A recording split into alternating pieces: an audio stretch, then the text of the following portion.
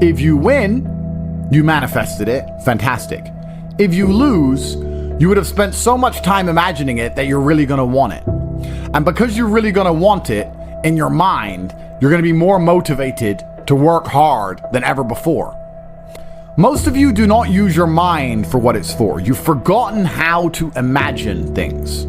But you cannot close your eyes and vividly imagine. You can't give yourself goosebumps. You can't evoke an emotion in yourself anymore. This is an age-old skill that humans had very recently up till social media. You should be able to close your mind and imagine the life you want to live so viscerally, so to the point where you can taste it, so that this reality, the one outside of your mind, feels like nothing but a prelude, a ramp, which allows you to get where you want to go. The mind is that powerful. If you ask any champion of anything, they always envision themselves as champion all of the time. And the reason they do that is, one, so they feel confident, but two, so that if they don't become champion, they're more angry and more motivated for the next attempt to ensure that they do become champion. So that's the mentality and the mindset you have to have. Your mind is your number one ally in all things. A lot of you have been sabotaged internally by your own mind. Your own psyche is working against you. When you have negative thoughts that prevent you from being the best version of yourself, you should understand that your mind is attempting to betray you, and you should feel disgust because you have enough enemies. There are enough people in that opposing trench trying to destroy you. If you're watching this and listening to this right now, I promise you, if I were to give a button to most humans on this planet, if I were to go up to an average man, 25-year-old man of average income anywhere in the world, and say, if you press this button, this guy's gonna die. And I'll show a picture of you holding your dog, cuddling, being a nice little boy, whatever you're doing. I'll make you look sweet and innocent. I'll say, if you press this button, this guy dies, but you get $100 million. You do understand that 99.9% of people will press that button, right?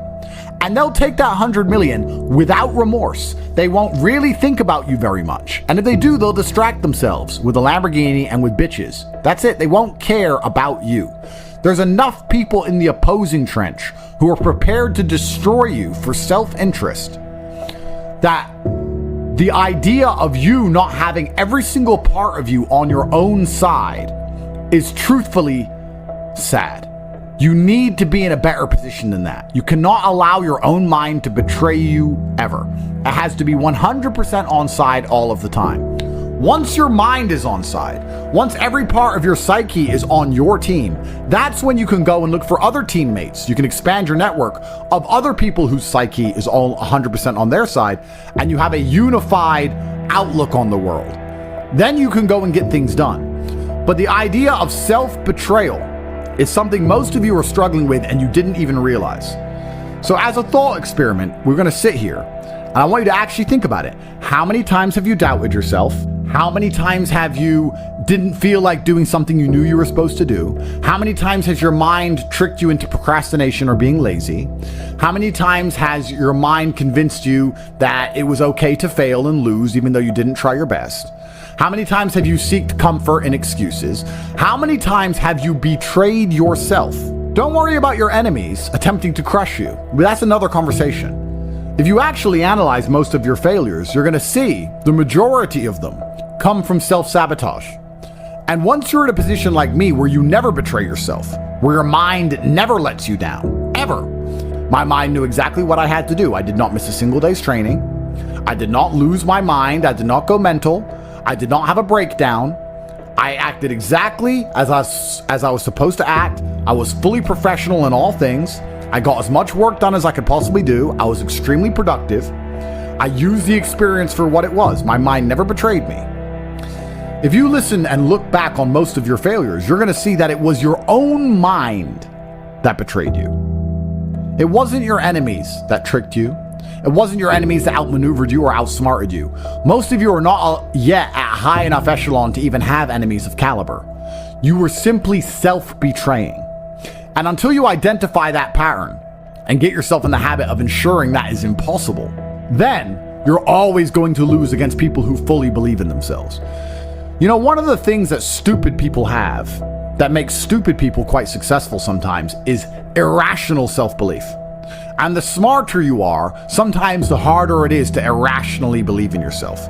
But if you're dumb enough, you can be arrogant enough to have this irrational self-belief, and you will see some people be very successful, and you say, how is this idiot successful? Because they're so stupid that they don't consider the idea of failure. Their mind isn't advanced enough. They are not cognitive enough to consider betraying their own being. They only see outside. They don't self-reflect. If you're intelligent enough to self-reflect, you need to do it so that you can come up with feedback so that you can constantly improve. But be very aware of the trouble that can come from a mind that's not 100% on your side. My mind is 100% on my side in all ways. If I have to do something difficult, even if my body can't do it, my mind believes I can do it all the time. And you'd be amazed how much of life, even in the physical realm, is mental. If you believe you can run a marathon, you can run a marathon. If you don't believe you can run a marathon, you can't run a marathon. Because a marathon is hard. And by believing in it, by truly believing you can do it, then you will your body to a different level than if you don't believe you can do it. It's the same with absolutely all things, including making money, including the gym, including dealing with mental struggle. Anxiety is self-betrayal. Panic is self-betrayal. Procrastination is self-betrayal. Laziness is self-betrayal. Lacking motivation is self-betrayal. All of these things are self-betrayal. Most of you, your largest enemy on the planet today is yourself. You are the one who is destroying your own prospects because you don't have your own mind under control. And one of the things that's crazy about the world is your mind is one of the few things you can control. You can't control very much else. You can only control your mind. It's the only thing you have control over. So if you don't control it absolutely, you're going through life with no control over anything. You don't control your own mind, which means by extension, you do not control your life. You do not control your woman. You do not control the weather. You don't control nothing. You're just an empty vessel going through life with zero control over anything. You can control, once your mind's in check, your reaction and attitude to things. When you're in the trenches, there's people who give up, there's people who quit, there's people who sow FUD, there's people who feel sorry for themselves, there's people who want an easy way out, and there's other people who say, listen, this is a test, and the only way we're gonna get this done is to be irrationally positive all of the time. He's like, well, what can I do about the price of Bitcoin? Perhaps nothing. But the universe may reward you karmically if you at least try to do something positive. Go for a walk, go for a run, burn some calories. Why don't you go down to the nearest grocery store and buy the old lady's groceries? How about that? You're unhappy that Bitcoin's gone down. Fine. What I recommend you do, although you may not understand this because you don't see them as linked, but karmically, all things are linked inside of this universe. Go down to the local grocery store and buy some groceries for an old lady. That's what you should do to fix the Bitcoin price. Now, will that genuinely affect the Bitcoin price? I don't know. It's amazing how this world works. Perhaps in some strange version of events, that slight delay in her thanking you and her getting in the car ends up leading to an increase in the Bitcoin price. But even if it doesn't, perhaps you'll learn something about not being so attached to money. Perhaps you'll feel grateful and understand you have a lot more spare money than you thought in the first place. Perhaps your attitude to the world will change, which will allow you to be more open-minded so that you can approach opportunities in a different way so that you make more money later on. Karmically, it's impossible for us to tangibly link how that positive action will lead into something else positive in your life later on. We just have to have faith that it will, because it will. So when I said this to this guy, he's like, LOL. That's his reply. He replied LOL when I said he should go buy groceries for somebody. And he doesn't understand the world. And I thought, well, why don't I go speak to thousands of people and talk positive then? Not to save him, but just to put my money where my mouth is. Just to prove that you can just do something good. And if you just do something good, it is better than doing nothing. Rain dances work. If you need it to rain, you shouldn't sit and pray. You shouldn't sit and hope. You shouldn't sit and complain that it's not raining. You shouldn't sit and wait. You should rain dance. Does a rain dance make clouds appear? No. But you should take action. Perhaps your rain dance, although it will not make clouds appear, will be viewed by a tribe high on the mountain far away, and they'll look down seeing you rain dance and realize that you need water. And then maybe Providence and luck will have this tribesman appear with big barrels of water saying, we think you might need water and we have some spare. If you didn't rain dance, they wouldn't know. They just see you sitting around being a mopey dipshit, crying his eyes out. That's why it's so important to take action in all things. Action solves all. Raw action is the answer. Raw action solves all. It is a mindset. So this dipshit complaining about this crypto price, he's not prepared to rain dance. He's not prepared to help a granny with her groceries. He's not prepared to do anything.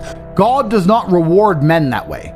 God rewards men who attack the world. You have to go and get things. You have to show that you deserve them. Even in mating, men go get the woman.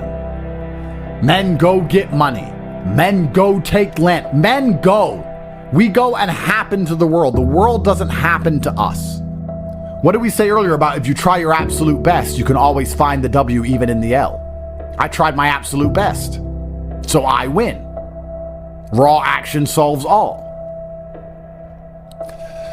If you had that kind of attitude, you wouldn't be looking at a crypto price and sitting there praying and hoping like a dork. You'd be doing something about it. Oh, I need your help. Do you? I don't even see you trying. And that's how God views things. That's how, in fact, most wealthy people view things. I haven't seen you do anything that warrants me giving you a second of my help. People feel like rich people are horrible because we don't help the normies. Even if you try and help normies, most of them are beyond help because they are self-sabotaging and lazy. You have to at least show to the people who are important in the world that you're not those things in the beginning if you ever want to be taken seriously, at least. That's one of the first things you can do. But I want to see that you give a shit. I only want to give money to people who know how to rain dance.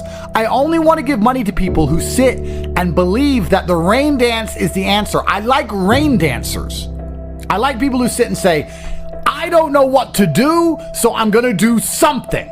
I don't know what to do, so I'm going to just do something positive. I don't know how to make Bitcoin go up. I'm going to buy an old lady groceries.